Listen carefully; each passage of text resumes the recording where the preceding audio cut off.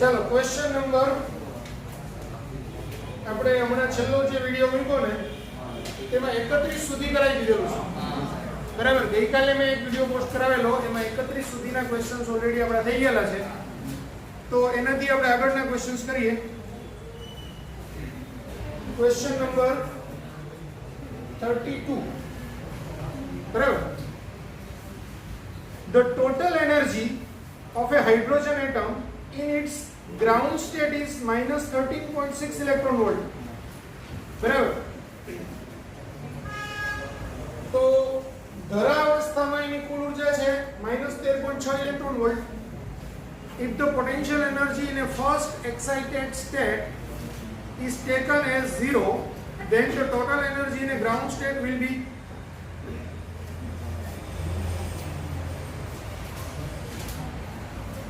समझो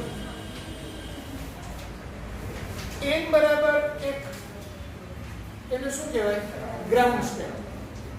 first excited state એટલે n બરાબર 2 બરાબર. હવે અહીંયા En નું સૂત્ર En kinetic energy sorry potential energy એની વાત છે એટલે આપણે લખીએ. તો તમને ધરાવસ્થામાં કુલ ઊર્જા ખબર છે -13.6 ઇલેક્ટ્રોન વોલ્ટ છે અને ફર્સ્ટ એક્સાઇટેડ સ્ટેટમાં the potential energy in a first excited state is taken as 0. હવે અહીંયા -3.6 ઇલેક્ટ્રોન વોલ્ટ હોય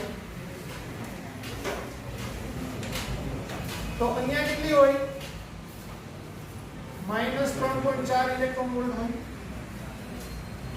ખબર છે આપણને n બરાબર 1 માં 13.6 n બરાબર 2 માં તો ખબર ન હોય તો -13.6 upon n સ્ક્વેર સૂત્ર તો હતું ને આપણું En is equal to -13.6 આ સૂત્ર માટે જ આ કિંમત આપી છે upon n સ્ક્વેર એટલે -13.6 upon 2 નો સ્ક્વેર એટલે -3.4 બરાબર. હવે આપણી પાસે એક સૂત્ર છે En is equal to un by 2 is equal to -k બરાબર. તો un by 2 એટલે un બરાબર શું થાય 2En થાય. તો આ 2 આ -3.4 એટલે -6.8 ઇલેક્ટ્રોન વોલ્ટ એ કઈ જગ્યાએ અહીંયા -6.8 ઇલેક્ટ્રોન વોલ્ટ બરાબર. હવે સમજો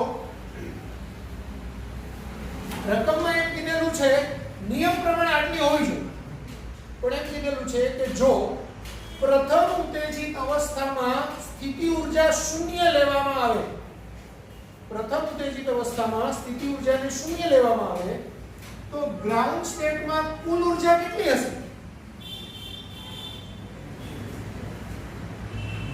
ચલો તો શું કરવું? હવે આને મારે 0 લેવું છે બરાબર. તો -6.8 ઇલેક્ટ્રોન વોલ્ટ છે મારે શું કહેવાનું 0. તો 0 કેવી રીતે આવે? આને જો મારે 0 ગણવું હોય તો મારે આમાં +6.8 ઇલેક્ટ્રોન વોલ્ટ ઊર્જા એડ કરવી પડે બરાબર. હવે હું કોઈને એકને ઊર્જા એડ ન કરી શકું બરાબર કારણ કે ઊર્જાનો તફાવત મુખ્ય ઇમ્પોર્ટન્ટ વસ્તુ શું છે કોઈ પણ બે કક્ષા વચ્ચેનો ઊર્જાનો તફાવત ઇમ્પોર્ટન્ટ છે બરાબર. એટલે એ તફાવત બદલાવો ન જોઈએ કારણ કે ઇલેક્ટ્રોન જે એક કક્ષામાંથી સંક્રાંતિ કરીને બીજી કક્ષામાં આવે ત્યારે એનો ઊર્જાનો તફાવત છે તે અચળ રહેવો જોઈએ કારણ કે એટલી જ ઊર્જાના તફાવત માટે જ E બરાબર EI - EK બરાબર છે એટલી ઊર્જાવાળું ફોટોન ઉત્સર્જન પામે. આપણે એમ કહી દઈએ કે ભાઈ હવે કાલની ઊર્જા તારી આટલી બરાબર તો એકની ઊર્જા બદલાવી નાખી બીજાની ન બદલાવી ઊર્જાનો તફાવત બદલાઈ જાય તો ફોટોન કે ફિઝિક્સના ગુણધર્મો બદલાય નહીં એ તો છે જ રહેવાના છે. તો આપણે જો આને -6.8 ઇલેક્ટ્રોન વોલ્ટ ઊર્જાની જગ્યાએ મારે 0 કેવું હોય તો મારે એમાં આટલી ઊર્જા ઉમેરવી પડે મારે બધામાં જેટલી ઊર્જા ઉમેરી દેવી પડે. સમજો હું એમ કહું કે પહેલી કક્ષા છે બરાબર એની ઊર્જા 5 છે, બીજી કક્ષાની ઊર્જા 15 છે, ત્રીજી કક્ષાની ઊર્જા છે 25 છે ફોર એક્ઝામ્પલ, ખાલી સમજાવું છું. હવે હું એમ કહું કે ભાઈ આની 25 નહીં, આને મને 0 કેવું છે, તો મારે અહીંયા 25 માં -25 ઉમેરવા પડે. તો આને 0, હવે આને 0 કહું અને આને 15 રાખું તો બેનો ડિફરન્સ છે -15 આવે. પહેલા ડિફરન્સ કેટલો હતો? 25 - 15 એટલે 10 નો હતો. તો આમાંથી મારે આમાં કરવું હોય તો આમાં જો -25 કરે તો આમાં -25 કરવાનું. તો હવે જવાબ આનો શું આવે? -10 આવે. તો 25 - 15 તો જવાબ શું આવ્યો? 10. તો 0 - -10 તો પાછો જવાબ કેટલો આવે? 10 જ આવે ને? બરાબર. તો હવે આ બેમાં 15 - 5 એટલે 10. તો આમાંથી મારે 25 બાદ કરવાના છે -20. તો -10 - 20 તો પાછું 10. ખ્યાલ આવે છે બધાને? અને કાઢી નાખું તો ચાલશે.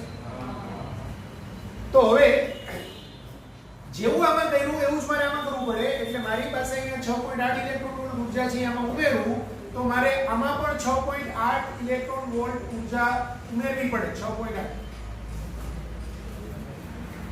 સ્થિતિ ઊર્જામાં ઉમેરવું એટલે કુલ ઊર્જામાં બી ઓટોમેટિક ઉમેરાય, કારણ કે ગતિ ઊર્જા વત્તા સ્થિતિ ઊર્જા એટલે કુલ ઊર્જા થાય. બરાબર.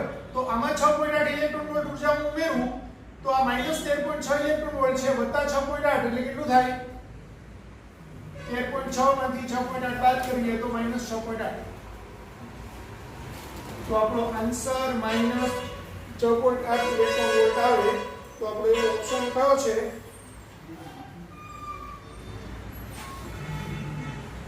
સી. આન્સર આવશે સી. ખ્યાલ આવી ગયો? Next 33. An electron is in an excited state in a hydrogen like atom. એટલે ઇલેક્ટ્રોન છે એ હાઇડ્રોજન લાઇક એટમ ની અંદર ઉત્તેજિત અવસ્થામાં છે. બરાબર. It has a total energy of -3.4 electron volt. તો એની કુલ ઊર્જા છે એ -3.4 ઇલેક્ટ્રોન વોલ્ટ ઊર્જા છે. The kinetic energy of the electron is E and its de Broglie wavelength is lambda. Then હવે એની ગતિ ઊર્જા E હોય અને દ બ્રોગલી તરંગ લંબાઈ લેમ્બડા હોય તો શું? બરાબર. તો હાઇડ્રોજન એટમ છે એની કોઈ ઉત્તેજિત અવસ્થામાં એની કુલ ઊર્જા -3.4 ઇલેક્ટ્રોન વોલ્ટ ઊર્જા છે. બરાબર. આપણને ખબર છે કે ભાઈ En બરાબર UN/2 બરાબર -k. તો kn બરાબર શું થાય? -En થાય. બરાબર. એટલે માઈનસ, હવે En ની કિંમત -3.4 ઇલેક્ટ્રોન વોલ્ટ, તો જવાબ આવે +3.4 ઇલેક્ટ્રોન વોલ્ટ. પણ kn ને આપણે રકમમાં કીધેલું છે કે જો એની ગતિ ઊર્જા E હોય તો kn બરાબર શું લખવાનું? E. તો E બરાબર 3.4 ઇલેક્ટ્રોન વોલ્ટ થાય. બરાબર. આવું થશે. હવે આ એક જ જવાબ આવ્યો હતો. 3.4 ઇલેક્ટ્રોન વોલ્ટ E લખ્યું હોય એમાં પાછા બે ઓપ્શન છે. એટલે હજુ બીજું શું શોધવાનું છે? તેની દ બ્રોગલી તરંગ લંબાઈ, ઊર્જા, ગતિ ઊર્જા અને દ બ્રોગલી તરંગ લંબાઈ બે વસ્તુ શોધવાની છે. એની કુલ ઊર્જા તમને આપેલી છે. તો દ બ્રોગલી તરંગ લંબાઈ કેવી રીતે શોધશું? તો દ બ્રોગલી તરંગ લંબાઈ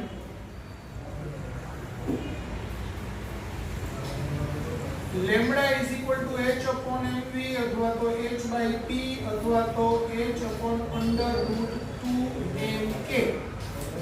જ્યાં k છે કાઇનેટિક એનર્જી છે, વેગમાન p બરાબર √2mk. તો લેમ્બડા બરાબર h નું મૂલ્ય 6.625 ગુણાકારમાં 10⁻²4 છેદ 2. m શું છે? ઇલેક્ટ્રોનનું દળ. ઇલેક્ટ્રોનનું દળ કેટલું? 9.1 × 10⁻31 kg. k શું છે? ગતિ ઊર્જા. તો ગતિ ઊર્જા k એ આપણે અહીંયા શોધ્યું +3.4 ઇલેક્ટ્રોન વોલ્ટ. એટલે +3.4 ઇલેક્ટ્રોન વોલ્ટને જૂલમાં કન્વર્ટ કરવું પડે એટલે 1.6 × 10⁻90. કારણ કે લેમ્બડા છે મીટરમાં લાવવાનો છે તો ઇલેક્ટ્રોન વોલ્ટ એકમ નો ચાલે ઊર્જા. કમ્પલસરી જૂલમાં મૂકવું પડે તમારે. તો હવે -31 -19 એટલે -50. -50 નું વર્ગમૂળ 10 ની -25 ઘાત એટલે આટલાનું 10 ની -25 ઘાત. આ 6.625 ગુણાકારમાં 10 ની -34 છેદમાં આ કેલ્ક્યુલેટર થી કરો √2 એટલે 2 ગુણાકારમાં 9.1 ગુણાકારમાં 3.4 ગુણાકારમાં 1.6 એનું વર્ગ કેટલું આવે? બાજુના ક્લાસમાં 9.95 આવે.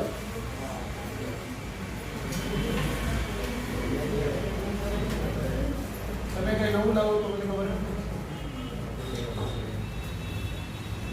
તો 9.95 ગુણાકારમાં 10 ની -25 ઘાત. હવે 6.625 ભાગાકારમાં 9.95 એટલે 0.66 એવું કઈ હતું. 10 ની -9 ઘાત એટલે આ 6.6 ગુણાકારમાં 10 ની -10 ઘાત મીટર. તો હવે ઓપ્શન આપણો E બરાબર 3.4 ઇલેક્ટ્રોન વોલ્ટ અને લેમ્બડા બરાબર 6.6 ગુણાકારમાં 10 ની -10 ઘાત મીટર. તો એવો ઓપ્શન આપણી પાસે છે. કયો છે? બી. તો આપણો આન્સર આવશે બી. બરાબર?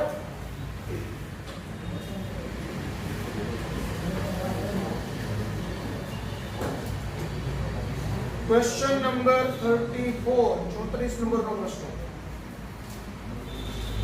An electron is in a hydrogen atom makes a transition from n is equal to n1 to n is equal to n2.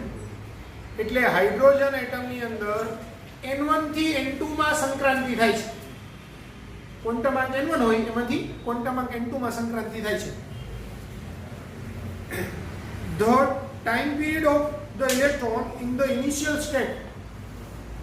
પહેલી કક્ષા જે હતી એમાં એનો ટાઈમ પીરિયડ ધારો કે t1 છે, n1 છે એટલે પહેલા t1. તો t1 is 8 times that in the final state. એટલે t1 is equal to 8 times t2. Sankranti થાય છે n1 થી n2. બરાબર? t1 બરાબર 8 t2 એવું તમને કીધેલું છે રકમમાં. The possible values of n1 and n2 are. તો n1 અને n2 ની શક્ય કિંમતો નીચેનામાંથી આપણે જોવાની છે. t આવર્તકાળ એ n ના કયા ઘાતના સમપ્રમાણમાં કે વિષપ્રમાણમાં હોય? તો t ચલે છે n3 હોય. t ચલે છે n3 હોય. બરાબર? તો આપણે એમ કહી શકાય કે t1/t2 બરાબર n1/n2 નો ઘન થાય. પણ t1 બરાબર તો n t2 બરાબર n1/n2 નો ઘન. આ t2 t2 કેન્સલ, બે બાજુ વર્ગમૂળ લો તો 2 બરાબર n1/n2. બરાબર? તો હવે આપણે ઓપ્શનમાં જોવાનું કે ભાઈ n1/n2 નો ગુણોત્તર 2 આવતો હોય એવો કયો જવાબ? તો n1 બરાબર 4 ને n2 બરાબર 2. Option number A. n1 બરાબર 4 તથા n2 બરાબર 2 ત્યારે n1/n2 એટલે 4/2 બરાબર 2 મળે. માટે આન્સર ખ્યાલ આવી ગયો બધાને? કમ્પ્લીટ લખી નાખો ચાલો.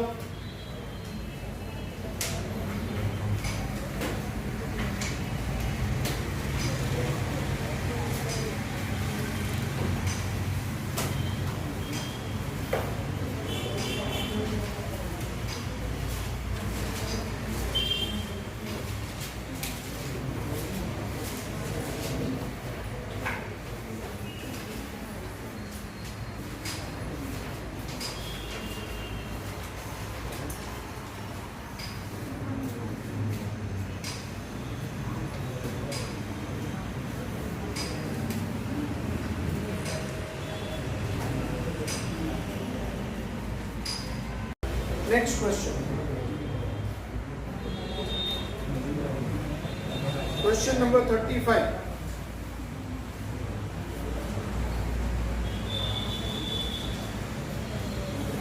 Which energy state of doubly ionized lithium has the same energy as that of the ground state of hydrogen. Doubly ionized એટલે lithium plus plus 2 times hydrogen. બરાબર? એટલે બે ઇલેક્ટ્રોન દૂર થઈ જશે. એટલે એક જ ઇલેક્ટ્રોન છે. જો એક જ ઇલેક્ટ્રોન શું કામ રાખવો પડે?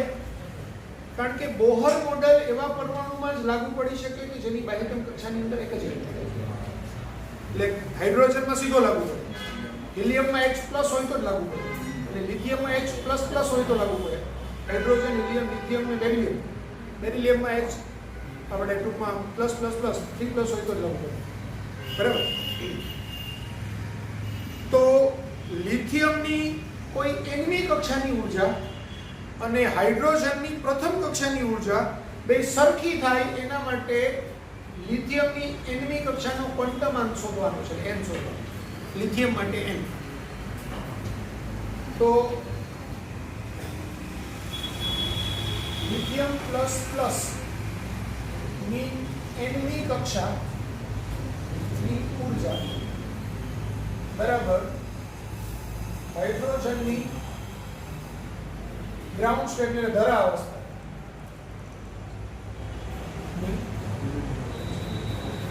એટલે આપણે એમ કહી શકાય કે En Z બરાબર લિથિયમ એટલે હાઇડ્રોજન, હિલિયમ, લિથિયમ 3 અને n આપણે શોધવાનું છે બરાબર. En અહીંયા હાઇડ્રોજન માટે 1 અને n બરાબર 2 બરાબર. હવે En નું સૂત્ર છે આખું લખો તોય વાંધો નથી -z²n⁴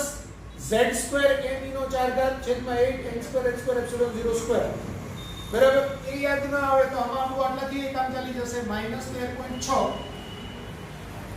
z²/n² બરાબર. અહીંયા બી -13.6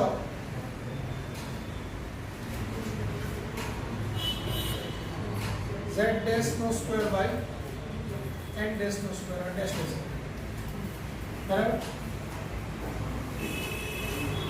તો અહીંયા -13.6 z એટલે 3 નો વર્ગ. આ મારે n શોધવાનો છે એટલે n² જ રાખો. આ 13.6 અહીંયા 1 નો સ્ક્વેર છેદમાં બી 1 નો સ્ક્વેર એટલે આ બંને કેન્સલ થાય તો 3 નો વર્ગ છેદમાં n² બરાબર 1 એટલે n² બરાબર 9 એટલે n બરાબર 3. તો આપણો આન્સર આવશે 3 બી. ખ્યાલ આવી ગયો બધાને? Complete. Next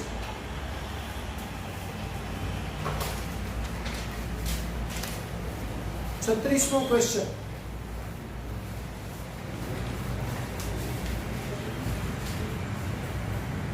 When an electron jumps from the fourth orbit to the second orbit, one gets the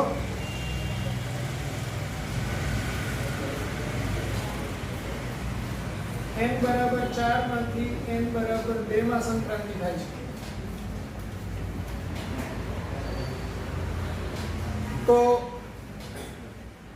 આપણને ખબર છે 1/λ = r 1/ અહીંયા 2 નો સ્ક્વેર -1/n² હોય તો આ પાવર શ્રેણીનું સૂત્ર છે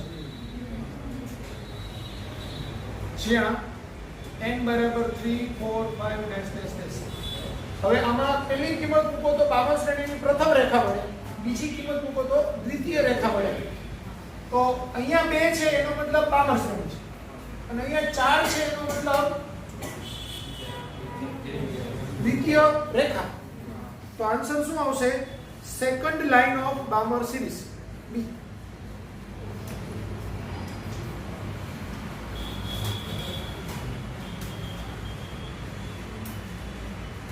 આ તો બધાને ખબર છે રેખાવાળું તો બરાબર. તે કન્સેપ્ટ ક્લિયર કરી દો એક વખત. ખબર જ છે. The ratio of minimum to maximum wavelength in a Balmer series is બામર શ્રેણીની લઘુત્તમ અને મહત્તમ તરંગ લંબાઈનો ગુણોત્તર શોધવાનો છે. તો બામર શ્રેણી 1/λ r 1/λ બામર એટલે તો ફિક્સ જ છે 2 અહીંયા માઈનસ 1/n², જ્યાં n બરાબર 3 4 5 બરાબર. જ્યારે n બરાબર 3 લઈએ ત્યારે લેમ્બડા મેક્સિમમ મળે, અને n બરાબર ઇન્ફિનિટી લઈએ ત્યારે લેમ્બડા મિનિમમ. કોઈ બી શ્રેણીમાં, કોઈ બી શ્રેણી હોય, લાઇમન બાબર પાસે બ્રેકેટ ફોર્મ, કોઈ બી શ્રેણીમાં જ્યારે n નું પહેલું મૂલ્ય લઈએ, જ્યાંથી સ્ટાર્ટ થતી હોય કિંમતો, એનું પહેલું મૂલ્ય લઈએ ત્યારે હંમેશા મહત્તમ તરંગ લંબાઈ મળે. તરંગ લંબાઈ મહત્તમ મળે, આવૃત્તિ લઘુત્તમ મળે, બરાબર. અને જ્યારે n ની કિંમત અનંત લઈએ ત્યારે આપણને લેમ્બડા મિનિમમ મળે અને આવૃત્તિ મહત્તમ. ચલાવી ગયો. એટલે લેમ્બડા મિનિમમ માટે n ની મહત્તમ કિંમત ઇન્ફિનિટી લેવાની અને મેક્સિમમ માટે n ની લઘુત્તમ કિંમત 3 લેવાની. પછી લાઇમન સિરીઝ હોય તો 2 લેવાની, પાસ્ચરનું તો 4 લેવાની. એટલે જે પહેલી કિંમત સ્ટાર્ટ થતી હોય તે પહેલી કિંમત લેવાની. ક્લિયર થઈ ગયું?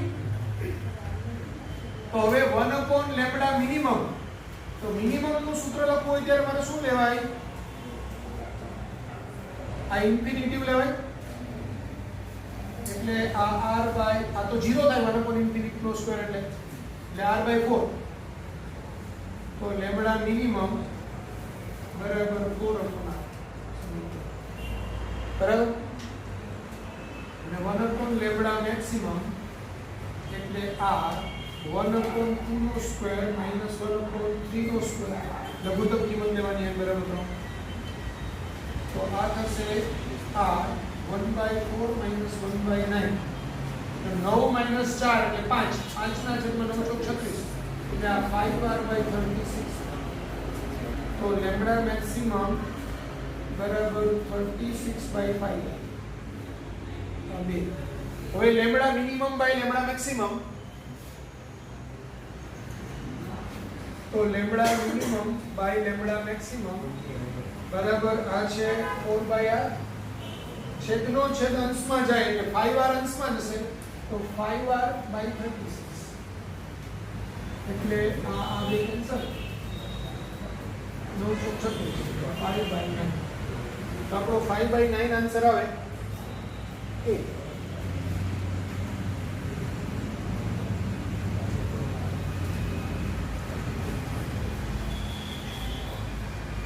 તો આટલો લખી નાખવાનો છે.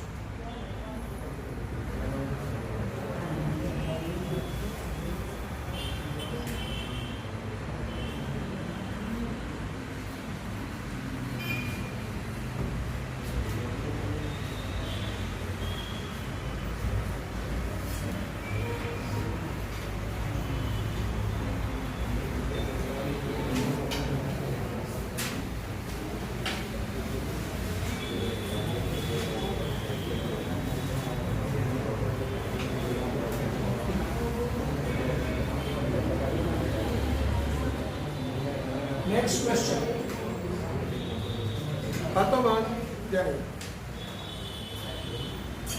What is the ratio of the shortest wavelength in a Balmer series to the shortest wavelength of the Lyman series?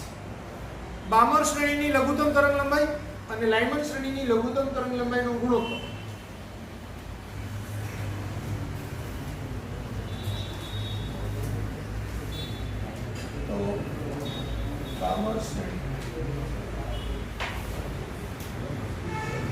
तो 1 લેમ્બડા મિનિમમ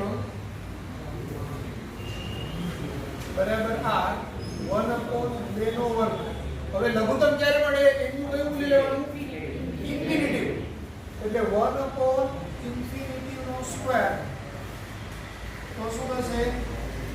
આ r/4 એટલે લેમ્બડા મિનિમમ બરાબર 4/r. બરાબર? આ પરિણામ. પછી લાઇમન શ્રેણી, લાઇમન શ્રેણીને આપણે મિનિમમ તરંગ લંબાઈને આપણે લેમ્બડા મિનિમમ ડેશ કહીએ. તો 1 લેમ્બડા મિનિમમ ડેશ બરાબર r 1 લાઇમન છે એટલે કે 1 નો વર્ગ માઇનસ 1/∞ નો સ્ક્વેર. તો આવશે r એટલે લેમ્બડા મિનિમમ ડેશ બરાબર 1/r. સમીકરણ 2. તો હવે lambda minimum upon lambda minimum dash બરાબર 4/r છેદમાં 1/r જવાબ આવે 4. એટલે ગુણોત્તર આવશે 4 જેને. તો આન્સર આવશે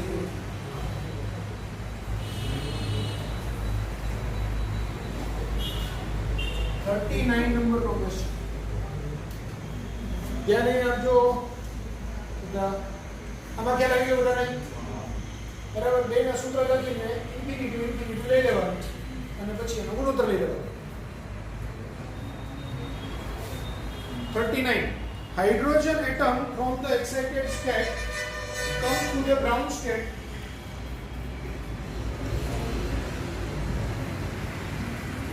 by emitting a photon of wavelength lambda. એટલે હાઇડ્રોજન એટમની અંદર કોઈ એક ઉત્તેજિત અવસ્થાની અંદર ઇલેક્ટ્રોન છે. એ ઉત્તેજિત અવસ્થામાંથી ઇલેક્ટ્રોન સંક્રાંતિ કરીને ગ્રાઉન્ડ સ્ટેટમાં આવે છે. એટલે nમી કક્ષામાંથી પહેલી કક્ષામાં આવે છે. ત્યારે ઉત્સર્જિત તરંગ લંબાઈ લેમ્બડા છે. If r is the Rydberg constant, જો r છે એ Rydberg અચળાંક હોય, the principal quantum number n of the excited state is, તો ઉત્તેજિત અવસ્થાનો મુખ્ય ક્વોન્ટમાંક શોધવાનો છે એટલે n શોધવાનો છે. બરાબર, તો તમને એમ કીધેલું છે કે ભાઈ લેમ્બડા ઉત્સર્જિત તરંગ લંબાઈ છે એટલે 1/λ is equal to hydrogen atom છે એટલે ખાલી r લખાય તો 1/1² minus 1/n². કારણ કે n માંથી ગ્રાઉન્ડ સ્ટેટમાં આવે છે. મોટી કિંમત હંમેશા પાછળ લખાય, નાની કિંમત હંમેશા આગળ લખાય. હવે મારે આમાંથી n ને સૂત્રનો કરતા કરવાનો છે, બીજું કંઈ કરવાનું નથી, એકદમ દાખલો ઈઝી છે. તો હું r ને છેદમાં લઈ લઉં એટલે 1/λ લખાય. આ 1/1² એટલે 1 minus 1/n². 1/n² ને આગળ લઈ લઉં તો 1/n² ધન થાય, આ પેલી બાજુ એટલે ઋણ થાય. તો 1/n² બરાબર lambda r minus 1/λ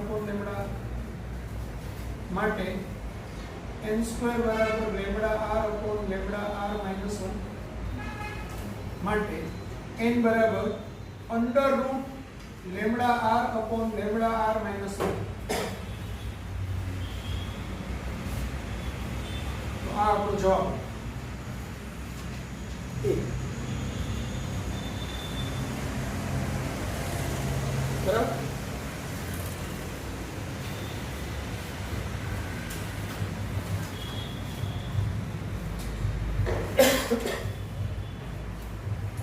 according to Bohr's theory, the energy of an electron in a hydrogen atom starts corresponding to n is equal to 1, 2, 3, 4 is minus 13.6 electron volt, minus 3.4 electron volt, minus 1.51 electron volt and minus 0.85 electron volt respectively.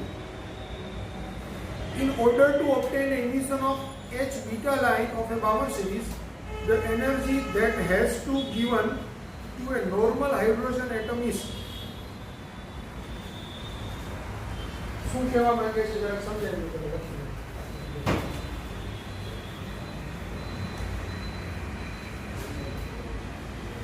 આ n બરાબર n છે, I બરાબર 2 છે, n બરાબર 3 છે.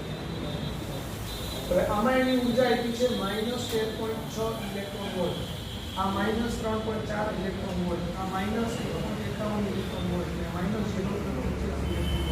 આ hydrogen એટમનું વર્ણપટ જ છે. આ કિંમતો આપણને ખબર જ છે. બરાબર, હવે તમને એમ કીધેલું છે કે ભાઈ બામર શ્રેણીની H બીટા રેખાનું ઉત્સર્જન કરવાનું છે. બરાબર, તો બામર શ્રેણીની H બીટા રેખા ક્યારે ઉત્સર્જિત થાય, કઈથી કઈ સંક્રાંતિ થાય?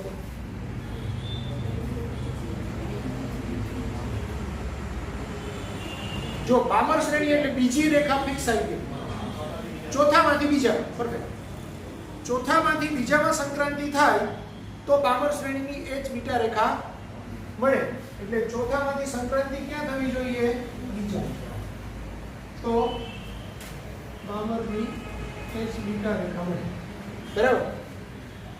તો આના માટે સામાન્ય સ્થિતિમાં રહેલો હાઇડ્રોજન પરમાણુ એને કેટલી ઉર્જા આપવી પડે? હવે સામાન્ય સ્થિતિમાં રહેલો હાઇડ્રોજન પરમાણુનો ઇલેક્ટ્રોન ધરા અવસ્થામાં હોય તો ઇનડાયરેક્ટલી એમ કીધેલું છે કે ધરા અવસ્થામાં રહેલા ઇલેક્ટ્રોનને કેટલી ઉર્જા આપવી પડે? તો ધરા અવસ્થામાં રહેલો ઇલેક્ટ્રોન ચોથી કક્ષામાં જાય તો જે ચોથામાંથી બીજામાં સંક્રાંતિ કરી શકે ને, ચોથામાં પહોંચે જ નહીં તો બીજામાં કઈ રીતે? બરાબર. એટલે ચોથામાંથી બીજામાં સંક્રાંતિ કરવા માટે પહેલા n બરાબર 1 થી અને n બરાબર 4 માં લઈ જવું પડે. બરાબર. એટલે આપણે ઇલેક્ટ્રોનને પહેલા અહીંથી મારે અહીંયા લઈ જવો પડે અને પછી અહીંથી અહીંયા સંક્રાંતિ થઈ શકે. બરાબર. તો n બરાબર 4 થી n બરાબર 2 સંક્રાંતિ થાય ત્યારે બામર શ્રેણીની h બીટા રેખા મળે. આ માટે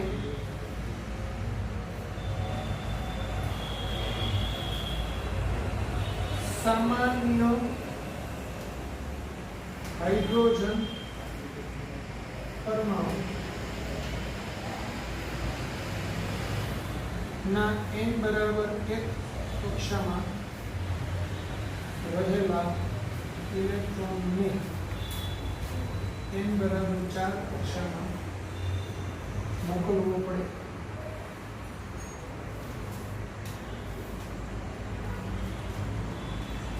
આ માટે આ બિનપડતી ઉર્જા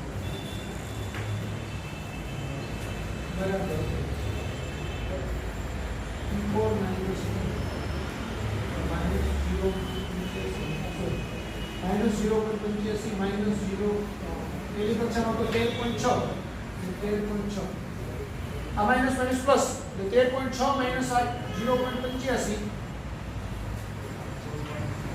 એટલે 60 જતા રહીએ અને 13 માંથી જશે 0.25 એટલે 12.75 તો આપણો આન્સર આવે 12.75 ઇલેક્ટ્રોન વોલ્ટ. ખ્યાલ આવી ગયો બધાને? આપણે અહીંથી અહીંની સંક્રાંતિ જોઈએ છે પણ ઇલેક્ટ્રોન ધરાવસ્થામાં છે તો ધરાવસ્થામાં રહેલા ઇલેક્ટ્રોનને કેટલી ઉર્જા આપવી પડે તો એને ચોથી કક્ષામાં મોકલી શકીએ. તો અહીંથી આપણે એને અહીંયા મોકલવો છે તો આ બેની ઉર્જાનો તફાવત. બરાબર. હવે હું એમ કહું કે 5 જૂલ ઉર્જા હોય અને 25 જૂલ ઉર્જામાં 25 જૂલ ઉર્જા ધરાવતી કક્ષામાં મોકલવો હોય તો મારે કેટલી ઉર્જા આપવી પડે? તો બાદબાકી કોની કરાય? 25 માઇનસ 5 કરાય. વધુ ઉર્જા માઇનસ ઓછી ઉર્જા. પણ આમાં વધુ ઉર્જા કહેવાય. માઇનસમાં જે કિંમત નાની એ વધુ ઉર્જા એટલે માઇનસમાં જે કિંમત મોટી તે ઓછી ઉર્જા. યાદ રાખજો. આના કરતા આ ઉર્જા વધારે છે, આના કરતા આ ઉર્જા વધારે છે, આના કરતા આ ઉર્જા વધારે છે. એટલે વધુમાંથી ઓછીમાં આવે ત્યારે ઉર્જા ઉત્સર્જન પામે. તો મોટામાંથી નાનું બાદ કરાય એટલે આપણે એ મોટામાંથી નાનું કરીએ એટલે ઓટોમેટિક જવાબ ધન આવે. ખ્યાલ આવ્યો? એટલે જ્યારે ઇલેક્ટ્રોન આમથી આમ નીચે તરફ આવે ત્યારે હંમેશા ધન ઉર્જા ઉત્સર્જન, ધન ઉર્જા આવે, બેનો તફાવત ધન આવે. ધન આવે એનો મતલબ એવો થાય કે ઉર્જા ઉત્સર્જન. અને અહીંથી તમે આમ લઈ જાઓ તો આ ઉર્જામાંથી આ ઉર્જા બાદ કરો તો જવાબ ઋણ આવે, મતલબ એટલી ઉર્જા આપવી પડે. ક્લિયર થઈ ગયું? લખી નાખો.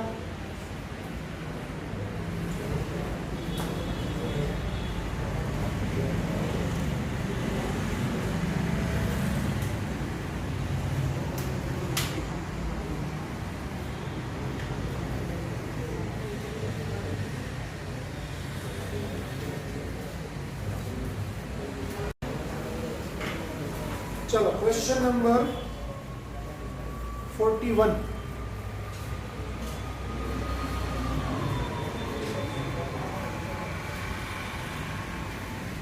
An electron is moving in an orbit of a hydrogen atom from which there can be a maximum of 6 transitions. એટલે હાઇડ્રોજન એટમ માંથી એવી રીતે સંક્રાંતિ થાય છે કે મહત્તમ 6 સંક્રાંતિ થઈ શકે. બરાબર. An electron is moving in a orbit of another hydrogen atom from which there can be a maximum of 3 transitions. બીજી કોઈ એક કક્ષાની અંદર ઇલેક્ટ્રોન પરિભ્રમણ કરે છે કે જેમાંથી મહત્તમ 3 ટ્રાન્ઝિશન થઈ શકે, 3 સંક્રાંતિઓ થઈ શકે. The ratio of the velocity of the hydrogen in these two orbits is, તો આ બે કક્ષાઓમાં ઇલેક્ટ્રોનના વેગનો ગુણોત્તર શોધો. આવો પ્રશ્ન છે. હવે સમજો 6 ટ્રાન્ઝિશનનો મતલબ શું થાય. આ પહેલી કક્ષા n બરાબર 1, n બરાબર 2, n બરાબર 3, n બરાબર 4. ચોથી કક્ષામાં ઇલેક્ટ્રોન હોય તો ચોથામાંથી પહેલામાં જઈ શકે, ચોથામાંથી બીજામાં જઈ શકે, ચોથામાંથી ત્રીજામાં જઈ શકે. પછી આ ચોથામાંથી ત્રીજામાં આવ્યો ઇલેક્ટ્રોન તો પાછો એ ત્રીજામાં આવેલો ઇલેક્ટ્રોન છે એ પહેલામાં જઈ શકે, ત્રીજામાં આવેલો ઇલેક્ટ્રોન બીજામાં બી જઈ શકે. પછી અહીંયા બીજામાં બી આવ્યો છે કોઈ ઇલેક્ટ્રોન, આમાંથી જ આવ્યો છે ને અહીંયા, તો અહીંથી પાછો એ ઇલેક્ટ્રોન આમાં બી જઈ શકે. તો આટલી મહત્તમ સંક્રાંતિઓ થાય એમ કહેવાય. n બરાબર 4 માં રહેલો ઇલેક્ટ્રોન આટલી સંક્રાંતિઓ મેક્સિમમ કરી શકે. બરાબર. તો 6 સંક્રાંતિ થાય એના માટે n બરાબર શું હોવું જોઈએ?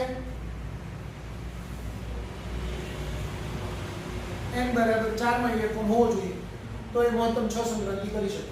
એટલે એક ક્વોન્ટમ અંક આપણે શું મેળવ્યો કે એકમાં ઇલેક્ટ્રોન છે ચોથી કક્ષામાં છે. હવે તમને એમ કીધું છે કે બીજામાં એ મહત્તમ એક ઇલેક્ટ્રોન એવી કક્ષામાં છે કે જ્યાંથી વધુમાં વધુ 3 સંક્રાંતિ થઈ શકે. તો વધુમાં વધુ 3 સંક્રાંતિ થઈ શકે એવી કઈ કક્ષામાં હોય તો ઇલેક્ટ્રોન ત્રીજી 3 સંક્રાંતિઓ બહુ મેક્સિમમ કરી શકે? તો ત્રીજામાંથી પહેલામાં આવે, ત્રીજામાંથી બીજામાં આવે, બીજામાંથી પહેલામાં આવે. બરાબર. તો આપણે આમ વિચારી શકાય કે આ n બરાબર 1, n બરાબર 2, n બરાબર 3. તો ત્રીજામાંથી એ પહેલામાં આવે, ત્રીજામાંથી બીજામાં આવે, બીજામાંથી પહેલા. તો 3 સંક્રાંતિ થાય અને n બરાબર તો n ડેશ થઈ જાય 3. બરાબર. હવે તમને એમ કીધેલું છે કે આ બે કક્ષાઓમાં ઇલેક્ટ્રોન પરિભ્રમણ કરી શકે છે. એક એવી કક્ષા કે જેમાંથી 6 સંક્રાંતિ થઈ શકે, બીજી એવી કક્ષા કે જેમાંથી મહત્તમ 3 સંક્રાંતિ થઈ શકે. તો આ બે કક્ષાઓમાં ઇલેક્ટ્રોનના વેગનો ગુણોત્તર શોધો. હવે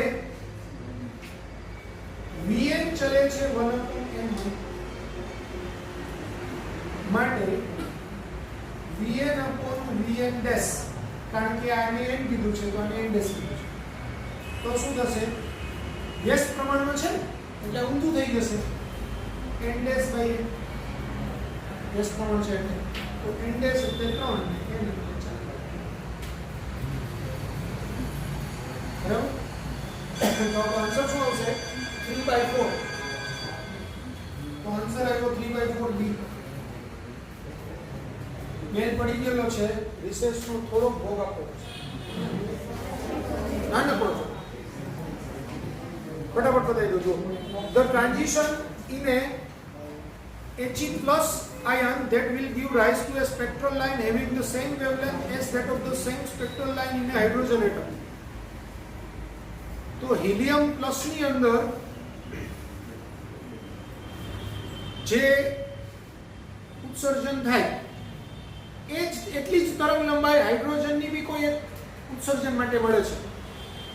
તો હિલિયમ પ્લસ ની અંદર કઈ કક્ષામાંથી કઈ કક્ષામાં સંક્રાંતિ થાય ત્યારે મળતી તરંગ લંબાઈ એ હાઇડ્રોજન પરમાણુની કોઈ એક એવી સંક્રાંતિ, પછી સંક્રાંતિ ગમે તે હોય પણ એની તરંગ લંબાઈ જેટલી થાય. તો નિયમ યાદ રાખજો કે He પ્લસ માટે 1/λ બરાબર z² સૂત્ર આવું છે z² r 1/m² - 1/n². અને હાઇડ્રોજન માટે 1/λ = r 1/m² - 1/n².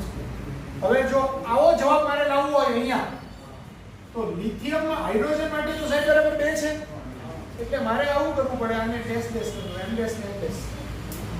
તો અહીંયા z બરાબર 2 નો વર્ગ r 1 upon અહીંયા 2n નો વર્ગ minus 1 upon 2n નો વર્ગ. તો આમાંથી હું 2 નો વર્ગ કોમન કાઢું તો આની સાથે ઉડી જાય ને, એટલે પાછો મને શું મળે r 1 upon n square minus 1 upon n square. તો હવે આને આ તરફ લંબાઈ સરખી થાય. તો આવી તરફ લંબાઈ સરખી કરવા માટે હિલિયમમાં સંક્રાંતિ 2n ની 2m થવી જોઈએ, કે આની સંક્રાંતિ n ને m હોય. મતલબ આ સંક્રાંતિ એવી હોવી જોઈએ કે જેમાંથી બે કોમન નીકળી શકે. બરાબર? તો બે કોમન નીકળી શકે એવો ઓપ્શન કયો? એક જ છે, 4 ને 2. ચાલો, જો આની સંક્રાંતિ n માંથી m માં થાય ત્યારે મને તરંગ લંબાઈ 1 upon λ બરાબર r 1 upon n square minus 1 upon n square. તો આની સંક્રાંતિ 2n માંથી 2m માં થવી જોઈએ કે જેથી આ 2m સ્ક્વેર ઉપર નીચે ઉડી જાય અને પાછું મને આવી સંક્રાંતિ મળે તો વેવલેન્થ મેળવી શકીએ. બરાબર? એટલે જો આનું સંક્રાંતિ ધારો કે 3 માંથી 1 માં થાય તો આની સંક્રાંતિ શું થવી જોઈએ? 6 માંથી 2 માં થવી જોઈએ. તો 2 કોમન નીકળી જાય એટલે પછી બેનો જવાબ સફળ આવે. બરાબર? તો આની સંક્રાંતિ જ્યારે 2 માંથી 1 માં થશે ત્યારે એની સંક્રાંતિ 2 માંથી 4 માંથી 2 માં થશે તો પાછો જવાબ સરખો આવશે. તો 4 ને 2 ઓપ્શન છે આપણી પાસે. ચાલો, એટલે આન્સર સી. 43મો question. nu1 is the frequency of the series limit of a Lyman series. nu2 is the frequency of the first line of the Lyman series and nu3 is the frequency of the series limit of a Balmer series. Then હવે series limit એટલે n ની કિંમત અનંત લેવાની ત્યારે જે મળે એ series limit મળે અને n ની કિંમત પહેલી લ્યો તો ફર્સ્ટ રેખા મળે, પહેલી રેખા. તો તમને લાઇમન માટે u1 cr બ્રેકેટમાં 1 upon લાઇમન છે એટલે 1 નો વર્ગ minus 1 upon infinity. પછી u2 માટે cr. હવે બીજા માટે શું છે? ફર્સ્ટ લાઈન લાઇમનની એટલે 1 upon 1 નો સ્ક્વેર minus 1 upon 2 અને u3 બરાબર શું છે? cr 1 upon બામરની સિરીઝ લિમિટ એટલે 2 નો વર્ગ minus 1 upon infinity. હવે આમાંથી હું આ બાદ કરું તો v1 minus v2 બરાબર cr 1 upon 1 નો વર્ગ minus 1 upon infinity નો વર્ગ minus cr 1 upon 1 નો વર્ગ minus 1 upon 2 નો વર્ગ.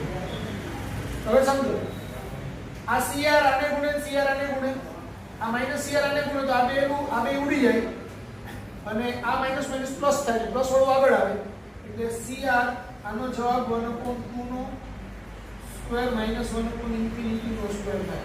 પણ આવો જવાબ છે એ પાછો શું છે? v3 છે એટલે nu3 છે. તો u1 minus u2 બરાબર u3 એવો આન્સર આવે. જોજો તો આન્સર આવશે a. ખ્યાલ આવ્યો? આ ન્યુ છે, આપણે f ફ્રીક્વન્સીની જગ્યાએ લખી છે. બરાબર? 44મો પતિ ક્યાં વેગ છે બાકી 5